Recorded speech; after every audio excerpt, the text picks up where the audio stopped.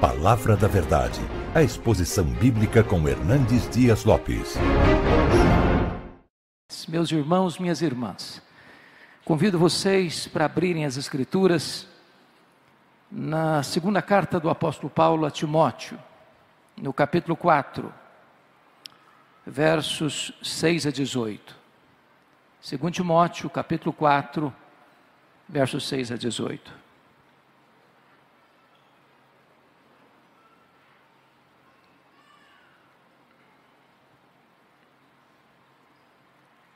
Paulo escreveu esse texto já no corredor da morte, já sentenciado à morte. E estas palavras são as últimas palavras de Paulo registradas na Bíblia antes do seu martírio. Por isso elas têm um significado tão profundo, um sentimento tão profundo.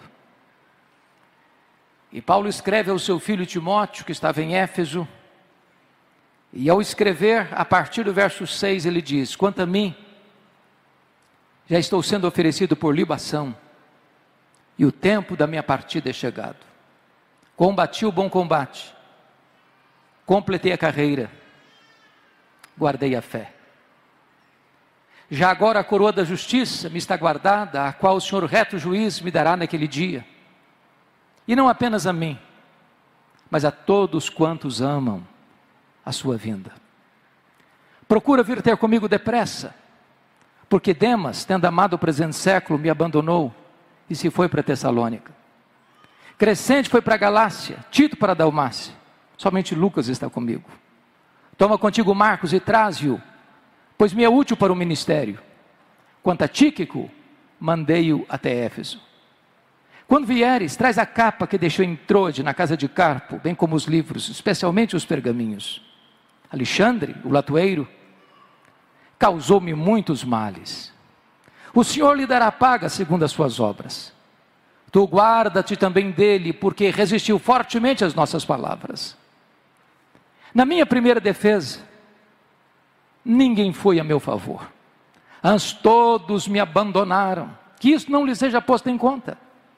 Mas o Senhor me assistiu e me revestiu de forças, para que por meu intermédio a pregação fosse plenamente cumprida e todos os gentios ouvissem, e fui libertado da boca do leão. O Senhor me livrará também de toda obra maligna, e me levará salvo para o seu reino celestial. A Ele glória pelos séculos dos séculos. Amém.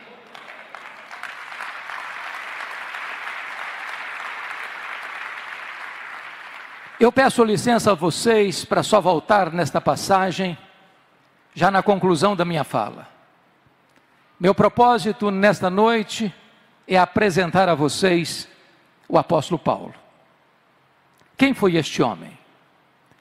Considerado o maior bandeirante do cristianismo, maior apóstolo, maior pregador, maior teólogo, maior missionário, maior plantador de igrejas da história do cristianismo. Quem é este homem? Este homem que morreu pobre, velho, cheio de cicatrizes, encerrando a sua jornada numa masmorra mamertina em Roma, sendo degolado, mas que é mais influente na história dos homens do que todos os Césares de Roma juntos. Quem é este homem? Que plantou igrejas nas províncias da Galácia, da Macedônia, da Acaia, da Ásia Menor, que de Jerusalém o Ilírico pregou o Evangelho e espalhou a mensagem da esperança. Quem é este homem? Eu gostaria de apresentar a vocês nesta noite este homem. A sua história começa lá em Filipenses capítulo 3, versos 5 e 6, quando diz que ele foi circuncidado ao 8º dia, da linhagem de Israel, da tribo de Benjamim, hebreu de hebreus, quanto à lei fariseu, quanto ao zelo perseguidor do Evangelho. Ele era uma espécie de judeu puro sangue. Somos informados em Atos dos Apóstolos, capítulo 22, verso 3, que ele nasceu em Tarso da Cilícia, portanto, cidadão romano por direito de nascimento. E que foi enviado a Jerusalém para estudar aos pés do grande mestre Gamaliel, neto do famoso Rabino Hillel, para transformar-se num grande líder do judaísmo do seu tempo. Sabemos também, à luz de Gálatas 1,14, que dentre os seus pares ele se destacou pela sua inteligência, pela sua personalidade, pela sua liderança. Ele se fortaleceu. E ele era certamente a figura mais destacada para representar o judaísmo do seu tempo. Mas curiosamente, ao mesmo tempo que Saulo se fortalecia em Jerusalém, um outro rabino também crescia em Israel. Não na decantada Jerusalém, centro cultural do saber teológico do seu tempo, mas na pequena Nazaré, desprezada Nazaré.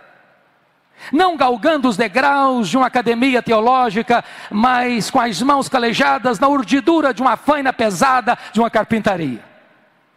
O rabino da Galileia, aos 30 anos de idade, vai ao Jordão e é batizado por João Batista e dá início ao seu ministério. E diz a Escritura que ele pregava, não como pregavam os escribas e fariseus, mas pregava com poder e autoridade, porque os cegos viam, os mudos falavam, os surdos ouviam, os coxos andavam, os leprosos eram purificados, os mortos ressuscitavam.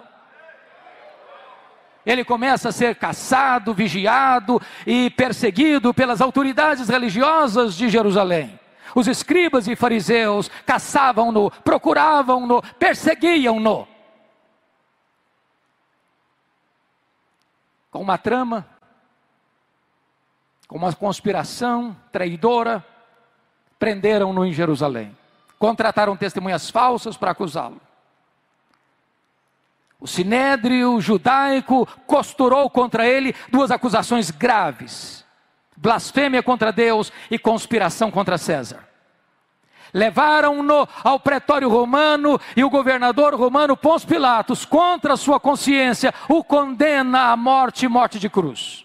Crucificaram-no, sepultaram-no para alívio do sinédrio judaico. Entretanto, no primeiro dia daquela semana seguinte, um fato aconteceu. O túmulo do Rabi da Galileia foi aberto de dentro para fora. Ele ressuscitou.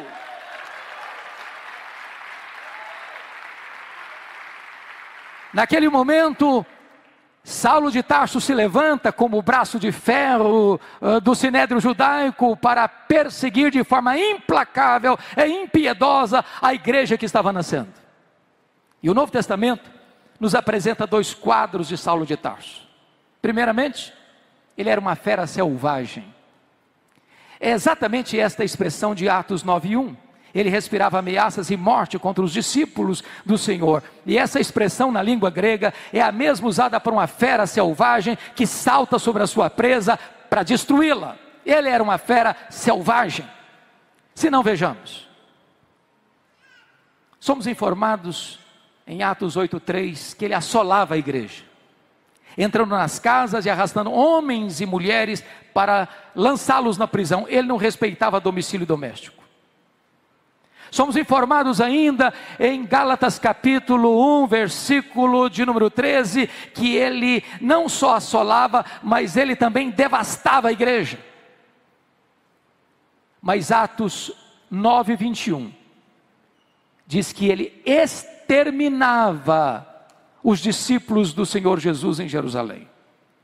E vocês muito bem sabem que exterminar não é prender, exterminar não é bater, exterminar é matar.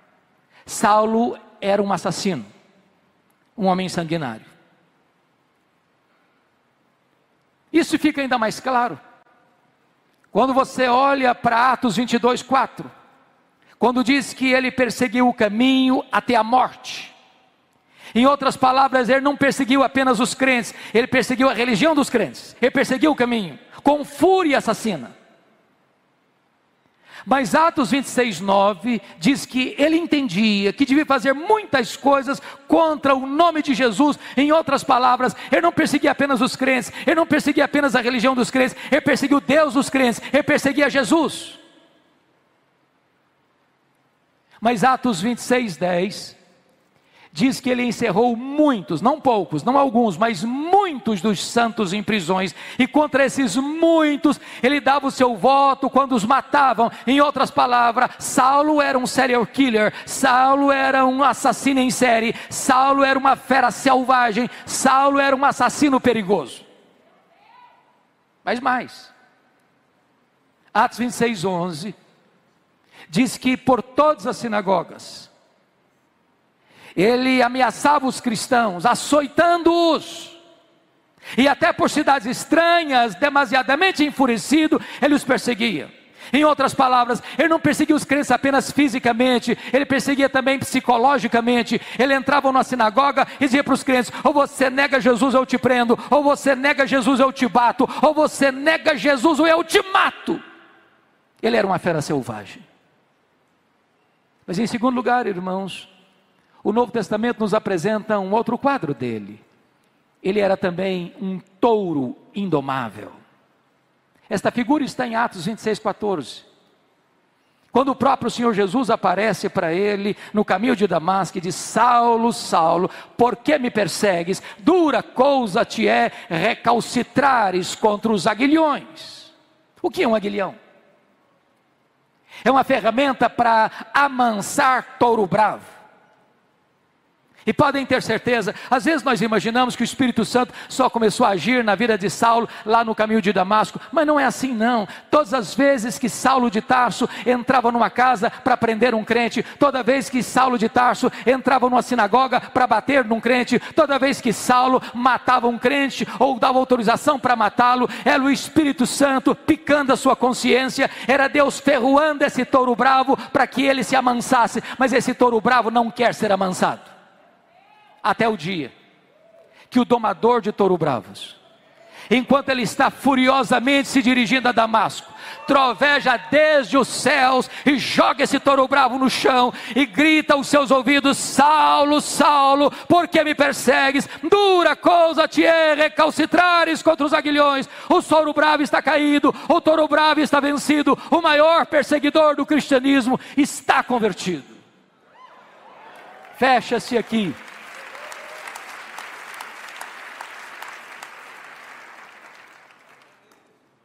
Fecha-se aqui o primeiro capítulo da sua vida. Abre-se um novo capítulo.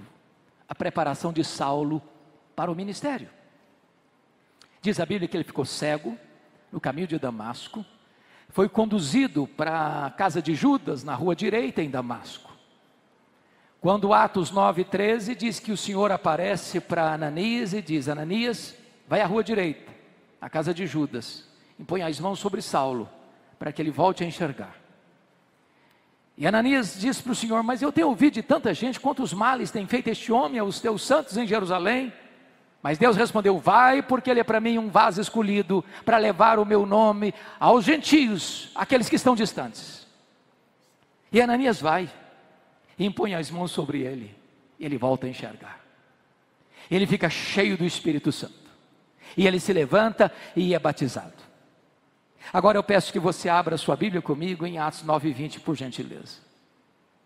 Porque está escrito que logo que ele foi curado, logo que ele foi cheio do Espírito, logo que ele foi batizado, diz a Escritura que ele começa a pregar em Damasco, afirmando que Jesus é o Filho de Deus.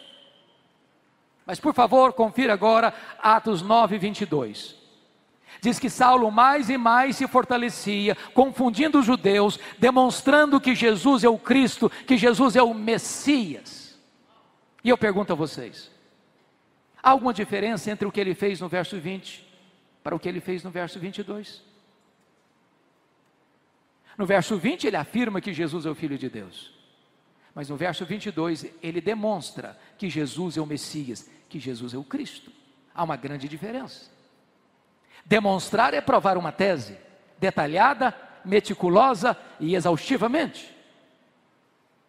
A pergunta é: quanto tempo durou entre o que aconteceu no versículo 20 para o que aconteceu no versículo 22? Atos não responde essa pergunta. Mas a resposta está em Gálatas capítulo 1, versos 14 a 18. Logo que Saulo foi convertido em Jerusalém, ele não subiu em Damasco, ele não subiu para Jerusalém, ele foi para a Arábia. E passou lá 3 anos. E a pergunta: o que ele foi fazer na Arábia? um seminário intensivo com o Senhor Jesus. Se Jesus investiu 3 anos nos apóstolos em Israel, Jesus investe 3 anos em Saulo na Arábia.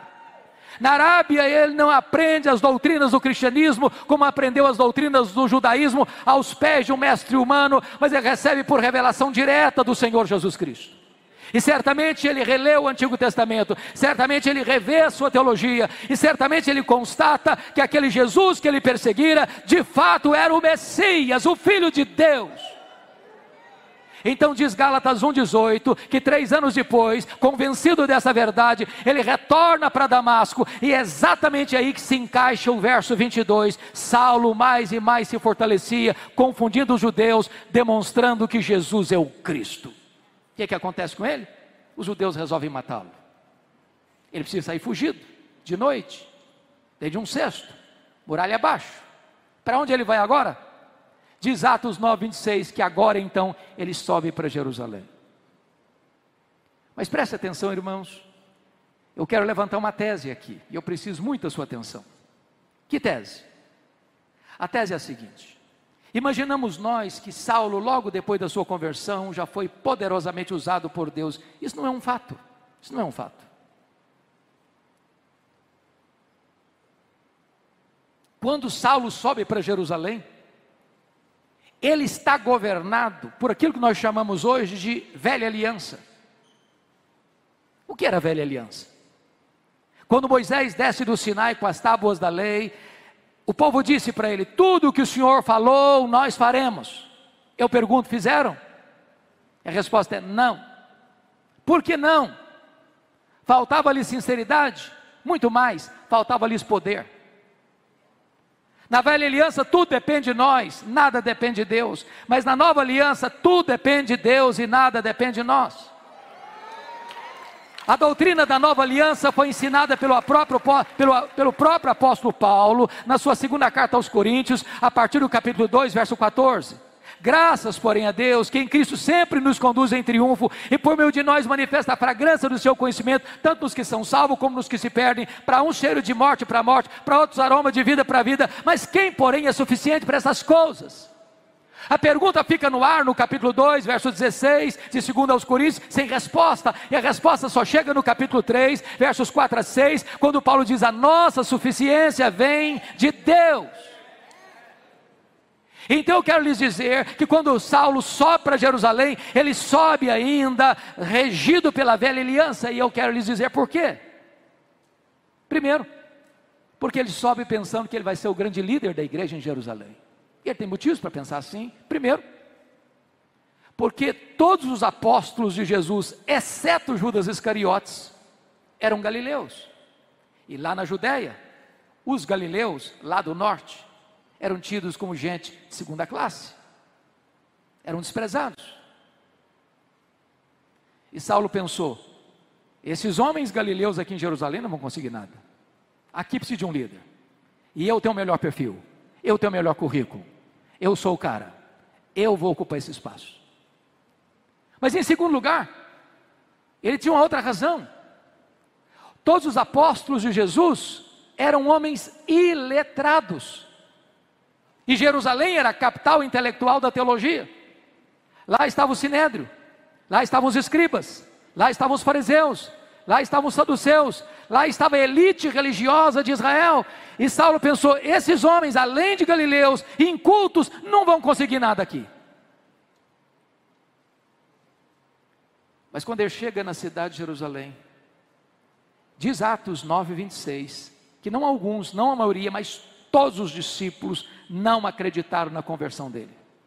Pensaram que ele estava sabotando a fé cristã e que ele estava conspirando contra o cristianismo e bater a porta da igreja na cara dele. Para quem queria ser líder, nem recebido foi. Deus dá o primeiro golpe no orgulho dele. Mas diz Atos 9:27 que Barnabé o acolhe, que Barnabé o recebe, que Barnabé o apresenta aos apóstolos, e agora ele é acolhido na igreja, e agora ele tem livre trânsito na igreja, e agora ele prega com ousadia, e agora ele discute com os helenistas, e os helenistas resolvem matá-lo. Então diz Atos 9:30, que os discípulos se reúnem, os membros da igreja se reúnem e dizem assim para ele: ô Saulo, você tem que ir embora da nossa igreja, você não pode ser o pastor da nossa igreja, você tem que ir embora. Ô irmãos, é muito complicado quando um pastor acha que deve ficar na igreja e os membros da igreja todos estão convencidos que o pastor deve sair da igreja. Sabe o que aconteceu com ele? Ele não foi embora.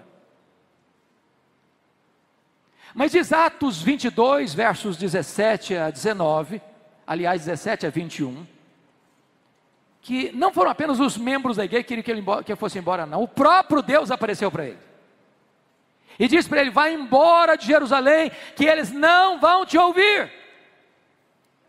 Ora, irmão, ser mandado embora de uma igreja pela liderança da igreja ou pelos membros da igreja é uma coisa, mas ser mandado embora da igreja pelo próprio Deus, parece que não resta mais opção. Sabe o que aconteceu com ele? Ele não foi embora.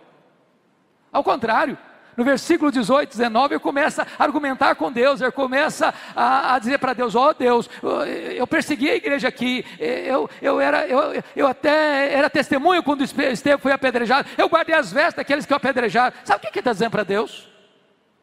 Deus, o senhor pensa melhor, o senhor pensa direito, o senhor não pode cometer esse erro estratégico. Eu sou um cara insubstituível aqui. Se eu for embora dessa igreja, essa igreja não prospera. Essa igreja precisa de mim, eu tenho o melhor currículo, eu tenho o melhor preparo, eu tenho a melhor performance para liderar a igreja aqui em Jerusalém. Sabe o que aconteceu? Deus não mudou, foi Saulo quem teve que mudar e mudar-se, porque Deus diz: vai! Sabe o que aconteceu com ele? Ele não foi. Volte os olhos comigo para Atos 9:30. Diz Atos 9:30 que os discípulos se reuniram e levaram Saulo de Jerusalém para Cesareia. Preste atenção, ele não foi, ele foi levado, ele não saiu, saíram com ele. Ele saiu de Jerusalém como Ló saiu de Sodoma, a reboque. Mas o levaram para onde depois? Para Tarso. Onde era Tarso? A cidade que ele nasceu. Sabe o que Deus está dizendo para esse cara que se acha insubstituível? Meu filho, se você pensa que eu preciso de você, você está muito enganado, é você que precisa de mim, então faça-me o favor, arrume as malas e volte para casa.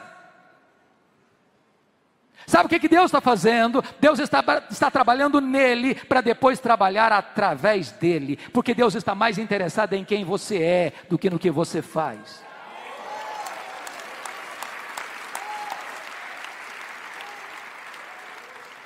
Sabe o que acontece?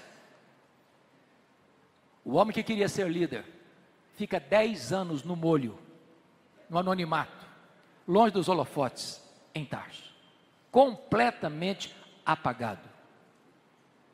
Ele precisava primeiro aprender que tudo depende de Deus, nada depende de nós.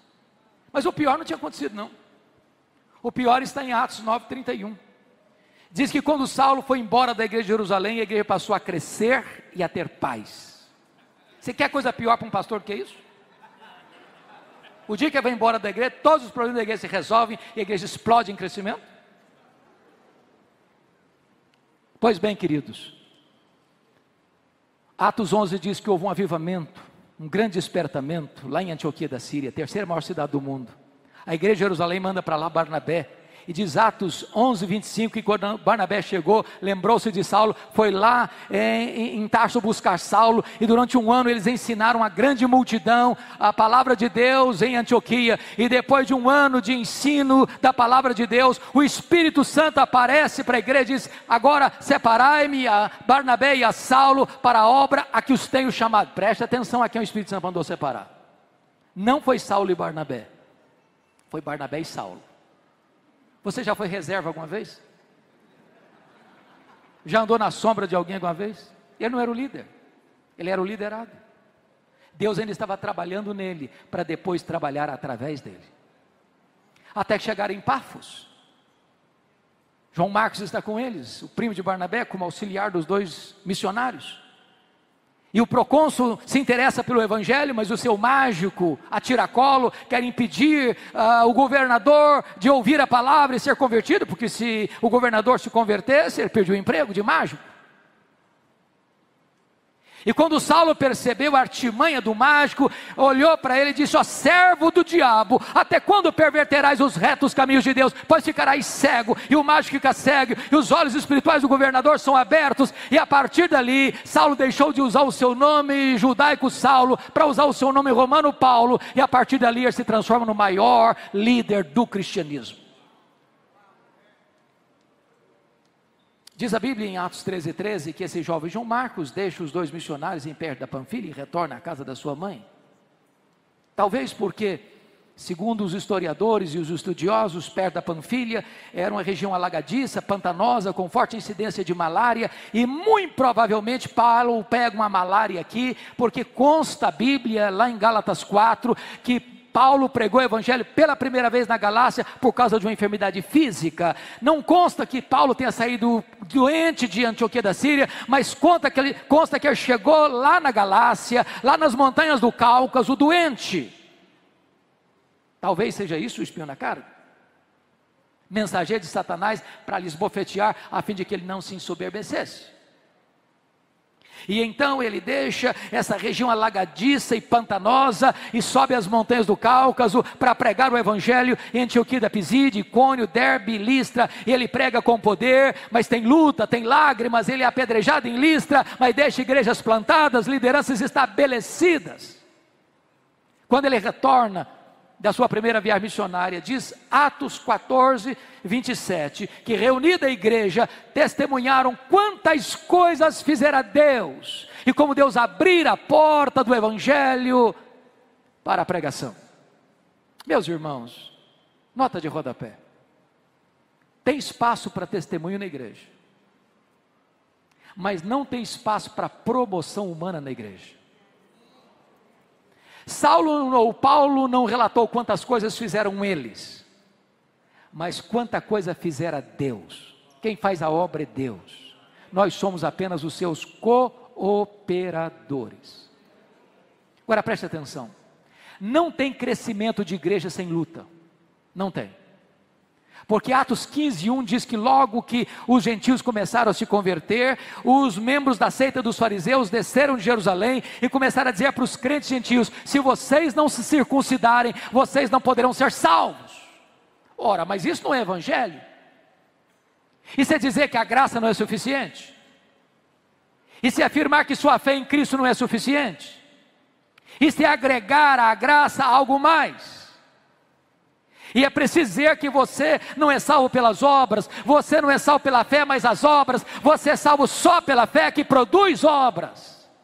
As obras não são a causa da sua salvação, as obras são a evidência da sua salvação. Então, se a teologia não está boa, não adianta fazer missões. Quanto mais se prega, pior fica. E foi necessário então convocar um concílio para resolver o problema doutrinário da igreja, e está isso em Atos 15. E se reuniram os apóstolos e os presbíteros, e tomaram a decisão, e escreveram a decisão, e comunicaram às igrejas a decisão. É só a fé em Jesus que é suficiente. Aquele que crê em mim, diz Jesus, tem a vida eterna. Terminado o concílio, diz Atos 15:36-41, que Paulo chega para Barnabé e diz: Barnabé, vamos voltar? Vamos visitar aqueles irmãos para quem nós pregamos? Barnabé diz: vamos. Só um detalhe, eu quero levar comigo meu primo, aquele que nos deixou lá em perto da Panfilha. Paulo respondeu: eu não acho justo levarmos aquele que nos abandonou desde perto da Panfilha. É claro que o texto está registrado num tom muito polido, mas não foi isso que aconteceu não. Eu acho que foi mais ou menos o seguinte: ô Barnabé, eu estou tão animado. Você viu o resultado do concílio da igreja de Jerusalém? Que coisa fenomenal. Agora o caminho está aberto, agora nós podemos voltar para pregar, a teologia está boa. Barnabé disse: ok Paulo, eu estou muito animado também. Só um detalhe, sabe aquele primo meu? É claro que eu sei. Pois é, aquele que nos deixou lá em perto da Panfilha? Claro que eu sei. Pois é, ele está querendo voltar com a gente. Paulo fechou a cara. Você está de brincadeira, né, Barnabé? É verdade, ele quer ir com a gente. Comigo ele não vai. Comigo ele não vai de jeito nenhum. Não, Barnabé, o Paulo, mas ele cresceu, ele amadureceu, ele está melhor agora. Comigo ele não vai. Não, Paulo, mas você está sendo radical. Vamos dar uma chance para ele. Comigo ele não vai. Mas Paulo, vamos dar uma oportunidade para o menino. Comigo ele não vai, Barnabé. Diz a Bíblia que houve tal desavença entre Paulo e Barnabé que os dois não caminharam juntos mais. Agora pense comigo, se não tivesse um Barnabé na vida do Marcos. Você já se sentiu descartado alguma vez? Persona não grata alguma vez? Diz a Bíblia que Paulo pega Silas e vai para outro horizonte e entra querendo ir para a Ásia. O Espírito de Deus o impede de entrar na Ásia, e ele escuta a voz de um varão macedônio, diz: passa a Macedônia e ajuda-nos. E ele entra na Macedônia, na colônia romana, cidade de Filipos, e ali diz a Escritura que ele vai para uma reunião de oração à beira de um rio, e há uma empresária asiática ali chamada Lídia, e ele então prega e o coração dela se abre e ela é convertida. Mas ali também tinha uma menina endemoniada que adivinhava e dava lucros aos seus senhores, e Paulo a liberta, e há uma confusão na cidade, e Paulo e Silas são açoitados em praça pública, e Paulo e Silas são presos, e são colocados no cárcere interior, com as costas ensanguentadas, mas à meia-noite, em vez de reclamar, de murmurar, de blasfemar, eles cantam e oram ao Senhor, e Deus manda um terremoto, abala as estruturas da prisão, o carcereiro fica desesperado, vai suicidar, e Paulo diz: tenha cuidado aí, não te faças nenhum mal, que todos nós estamos aqui. E o carcereiro, o templo, pergunta: o que eu devo fazer para ser salvo? E eles disseram: crê no Senhor Jesus e será salvo tu e a tua casa.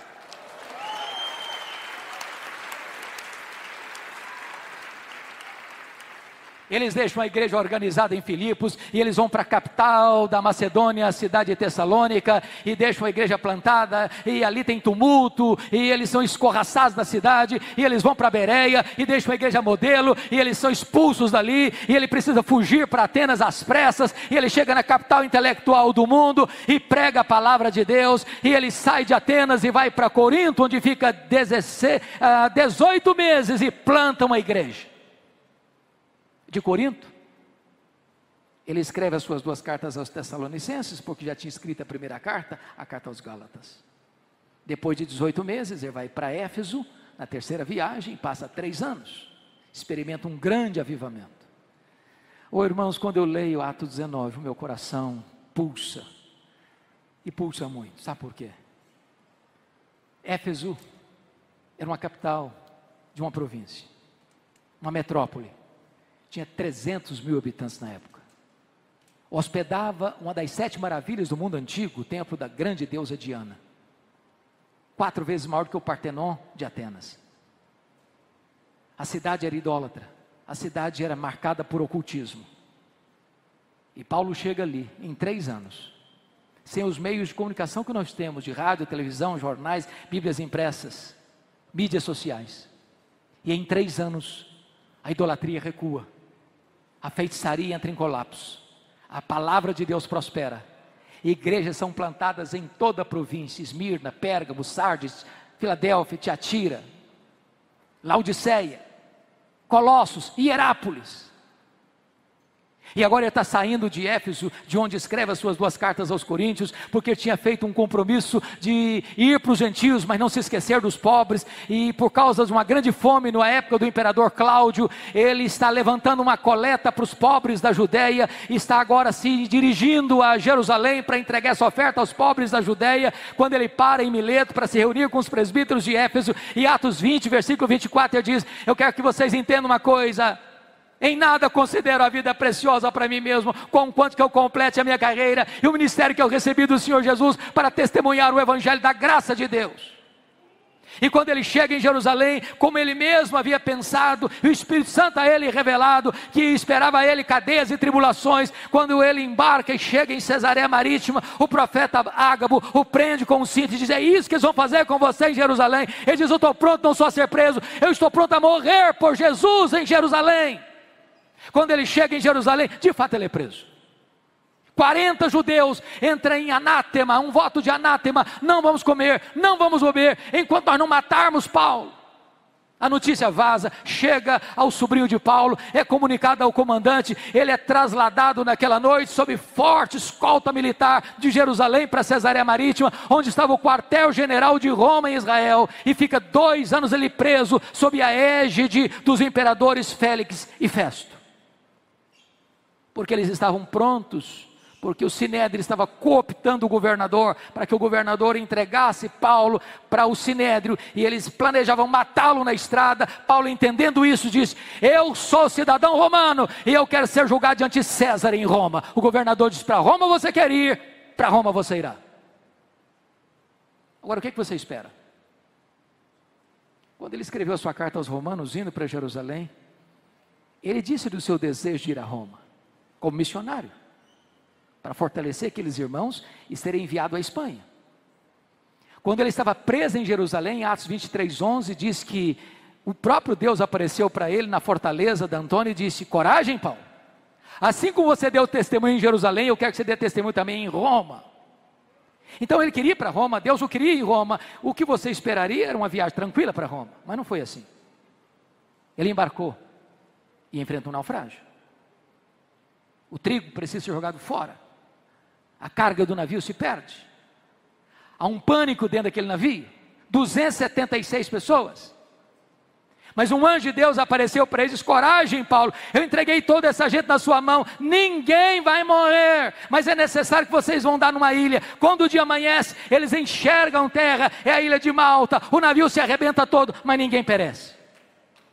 Quando ele chega na ilha, todos molhados, transidos de frio, diz a escritura que os malteses, que eram bárbaros, não falavam o grego, montaram uma grande fogueira para aquecê-los, e a única pessoa que quis manter a fogueira acesa foi Paulo. Eu fui catar alguns gravetos para jogar no fogo. Quando ele joga os gravetos no fogo, uma vibra brota das lenhas secas e pega na mão dele, prende na mão dele, e os bárbaros gritaram: é um assassino, tendo se livrado do mar, a justiça não deixa viver, vai cair, vai inchar, vai morrer. Não caiu, não inchou, não morreu, mudaram de opinião, é um Deus. Não, agora não é nem um assassino, nem um Deus, agora é o servo do Deus vivo.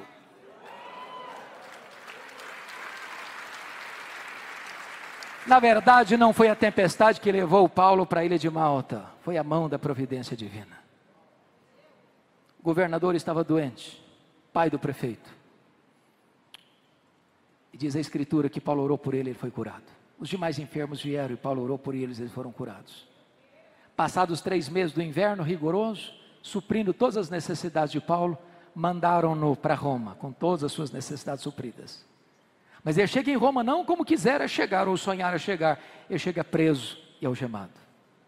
E ele passa 2 anos nessa prisão, nos idos de 61, 62. Mas, amados irmãos, ele vai escrever na igreja aos Filipenses, capítulo 1, versículo 12, algo surpreendente. Ele diz assim: meus irmãos, eu quero que vocês saibam que as coisas que me aconteceram têm antes contribuído para o progresso do Evangelho. E eu posso perguntar: mas que coisas são essas, Paulo? E a escritura nos responde: eu fui perseguido em Damasco, eu fui rejeitado em Jerusalém, eu fui apedrejado em Listra, eu fui açoitado em Filipos, eu fui escorraçado de Tessalônica, eu fui enxotado de Bereia, eu fui chamado de tagarela em Atenas, eu fui chamado de impostor em Corinto, eu enfrentei feras em Éfeso, eu fui preso em Jerusalém, eu fui acusado em Cesareia, eu enfrentei um naufrágio para Roma, eu fui picado por uma cobra em Malta, eu cheguei em Roma preso e algemado. Mas eu quero que vocês saibam que as coisas de Deus, o projeto de Deus é que está se cumprindo na minha vida. Essas coisas cooperaram para o progresso do Evangelho. Em outras palavras, Paulo não crê em acaso, Paulo não crê em sorte, Paulo não crê em azar, Paulo não crê em misticismo, Paulo não crê em olho gordo. Ele sabe que a mão de Deus dirige o seu destino. Porque ele estava preso, 3 coisas aconteceram. Primeiro, a igreja foi mais encorajada a pregar. Quando os crentes viram Paulo preso, trabalhando, eles se mexeram. Isso levou o Ray Stedman, de saudosa memória, dizer que um dos mais eficazes métodos de crescimento da igreja é botar os pastores na cadeia. Eu não gosto desse método.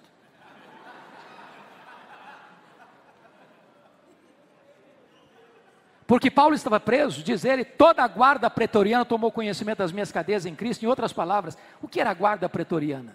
Era a guarda de elite do imperador. Eram 16 mil soldados de escol, da mais alta potente do império. Paulo estava ali sob a égide do imperador, um soldado estava algemado com ele, 3 turnos por dia, durante 2 anos. E o que Paulo fazia? Evangelho neles, evangelho neles, evangelho neles, evangelho neles. Se Paulo estivesse solto, ele jamais teria alcançado a elite de Roma, mas Deus coloca o cenário para que o maior evangelista da igreja estivesse lá dentro da casa de César. Porque Paulo estava preso, ele não podia visitar as igrejas. O que vai fazer? Escrever cartas. As cartas da primeira prisão, Efésios, Filipenses, Colossenses, Filemão. Se Paulo estivesse solto, talvez nós não teríamos essas joias na nossa Bíblia. Irmão, quando você pensa que a sua vida está de ponta cabeça, quando você pensa que os seus projetos foram frustrados, a mão de Deus está escrevendo o capítulo mais emocionante da sua história. Deus é soberano, Ele nunca perdeu o controle.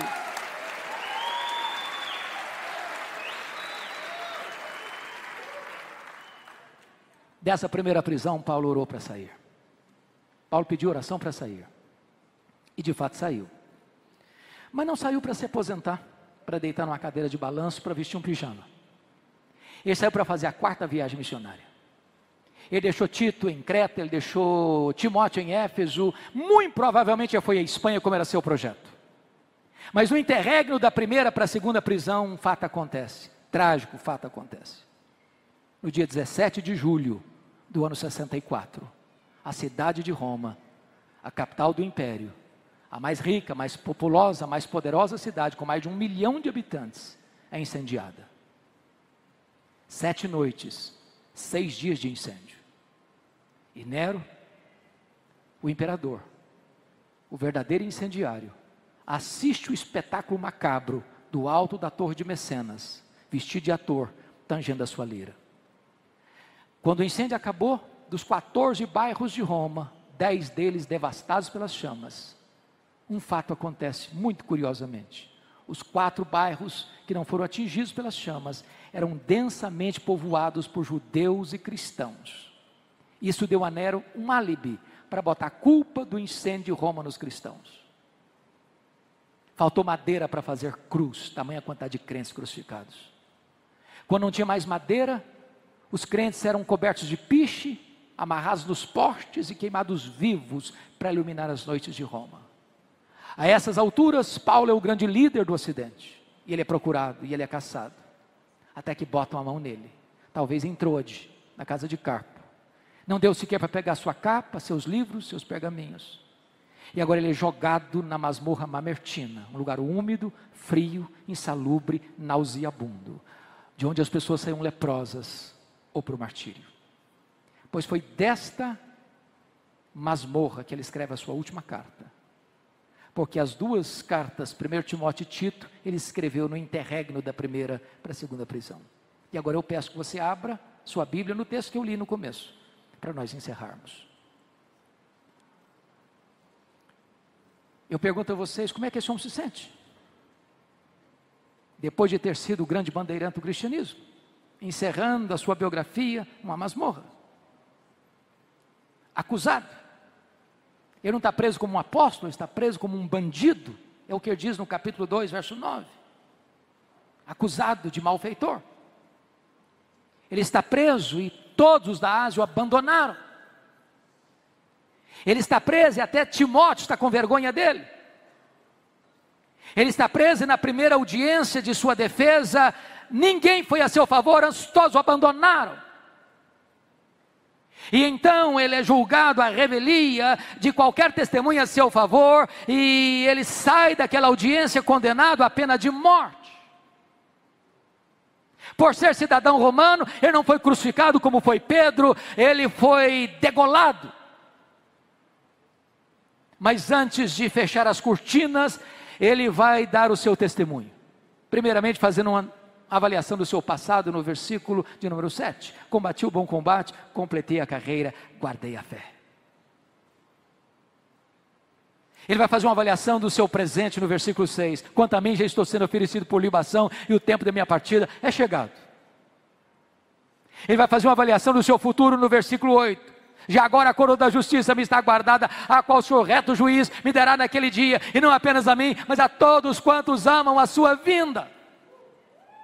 Esse homem está no corredor da morte, mas esse homem tem segurança, esse homem tem serenidade, esse homem tem convicções inabaláveis. Agora preste atenção nisso. Ele não é um super-homem. Ele é um homem que tem sentimentos, que enfrenta dramas. E ele vai repartir conosco esses dramas. Primeiramente o drama da solidão, no versículo 9. Procura vir ter comigo depressa. Gente precisa de Deus, mas gente precisa de gente. Segundo, ele vai enfrentar o drama do abandono, no versículo 10. Demas me abandonou. Não é fácil ser abandonado no final da vida. Não é fácil ser abandonado por aqueles em quem você tanto investiu. Terceiro, ele vai enfrentar o drama da traição. No versículo de número 14. Alexandre o latoeiro causou-me muitos males. Quarto, ele vai enfrentar o drama das privações. No versículo de número 13. Quando você vier, traz a capa que deixei em Troade, na casa de Carpo. Tem como os livros, especialmente os pergaminhos. E ele está enfrentando 3 privações. Primeiro, privação emocional. Ele está precisando de gente do lado dele. Segundo, amid the quiet of the night, I sense the weight of worries taking flight. But darling, listen close and hear my plea. In this melody I ask, darling, don't you weep for me. In the shadows where fears reside, I find solace in the love you provide. With every step you ease my pain. In your embrace I found shelter from the rain. Darling, don't cry, don't shed a tear, for I'll be your fortress, I'll always be near. Though storms may rage and oceans may roar, I'll stand by your side. privação mental. Ele precisa ler. Ele não sabe viver sem ler. Ele está morrendo, mas quer estudar. Isso me envergonha, porque tem muita gente que vive a vida inteira sem estudar nada. E Paulo está morrendo e quer estudar mais. Mas ele está enfrentando privação física. Você sabe que na chegada do inverno em Roma, chega a temperaturas abaixo de 0. E dentro de uma masmorra é tão frio lá quanto aqui fora. E você sabe que gente velha sente mais frio do que gente nova. E aquele que é o maior apóstolo, o maior pregador, o maior missionário da história da igreja, não tem sequer uma capa velha para usar na chegada do inverno. E ele está animado com a vida, e enquanto muita gente aqui hoje, talvez, com casa boa, com roupa nova, com mesa farta, está murmurando e reclamando da vida. Mas esse homem enfrenta o maior de todos os dramas. No versículo 6 ele diz: na minha primeira defesa ninguém foi a meu favor. Este é o drama da ingratidão. Mas sabe o que me encanta? E eu encerro aqui. É que no versículo 17 ele diz assim: mas o Senhor me assistiu e me revestiu de forças, para que por meu intermédio a pregação fosse plenamente cumprida e todos os gentios a ouvissem. O que está empolgando esse homem não é ficar livre da prisão, não é enfrentar o martírio. Ele só tem uma bandeira que está desfraldada em sua alma, só tem uma verdade que aquece o seu coração, é que esta palavra seja pregada. O Senhor me assistiu e me revestiu de forças. Só precisa ser revestido de forças quem está fraco. Ele é homem, ele é humano, ele precisa de força. E quando você está com o seu tanque vazio, quando você está andando na reserva, vem o Senhor Deus e enche o seu tanque, e enche o seu coração de esperança, e diz: meu filho, eu estou junto com você. Oh, amados irmãos, quis a providência de Deus que não estivesse registrado na Bíblia o momento final da sua vida. Mas eu vejo essa cena na minha retina, diante dos meus olhos. Eu imagino o que significa estar na fila da morte, marcado para morrer. Contagem regressiva. Todos nós assistimos aquela cena triste de um brasileiro num país asiático, condenado à morte. E certamente houve todo o esforço da diplomacia brasileira para tentar tirar aquele moço daquela situação, mas não logrou êxito. Ele foi morto mesmo. O dia de Paulo chegou. Talvez aquele carcereiro, homem insensível, com o espectro da morte no seu rosto, recebe na sua mesa um pedaço de papel de couro contendo o nome de um prisioneiro que deveria ser executado naquele dia. Eu imagino esse homem se levantando da sua cadeira, com uma faixa de luz numa mão, com um pesado molho de chaves na outra mão, dando passadas pesadas por aquele corredor escuro e insalubre. Eu imagino aquele homem chegando na porta daquela masmorra e gritando naquela escuridão adentro: prisioneiro Paulo, prisioneiro Paulo, prisioneiro Paulo. E lá do fundo da masmorra o velho responde: sou eu estou aqui.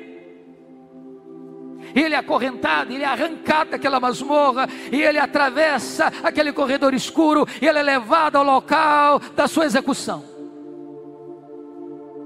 Ele era o prisioneiro mais importante daquela masmorra, porque acusado do crime mais grave, o incêndio de Roma, a liderar os incendiários de Roma. Muito provavelmente o executor perguntou: você quer dizer algumas palavras antes de morrer? Talvez esperando que Paulo pudesse expor a sua dor, a sua mágoa, a sua revolta diante de tantas injustiças sofridas. Mas o velho apóstolo respondeu: sim, eu quero dizer algumas coisas. E naquele momento, muito provavelmente, ele levanta os olhos aos céus e diz a ele,